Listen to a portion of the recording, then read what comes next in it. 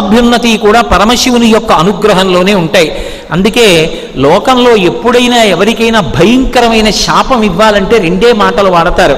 నీ ఇంట జిల్లేడు చెట్టు పుట్టుగాక, నీ ఇంట శివభక్తి లేకుండుగాక. ఈ రెండే శాపవాక్కులు. నీ ఇంట జిల్లేడు చెట్టు పుట్టుగాక, ఇంట్లో జిల్లేడు చెట్టు కానీ పెద్దదైందనుకోండి ఐశ్వర్యభంగం అయిపోతుంది.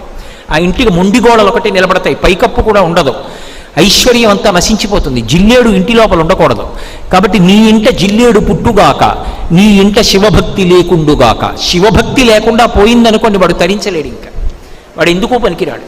అందుకే శివభక్తి ఉండడం అంత అవసరమైనటువంటి విషయం. అది ఐశ్వర్యదాయకం. అన్ని ఐశ్వర్యములను ఇవ్వగలిగినటువంటి వాడెవరో అటువంటి పరమశివుని యొక్క సేవ ఎన్నడూ విడిచిపెట్టకుండా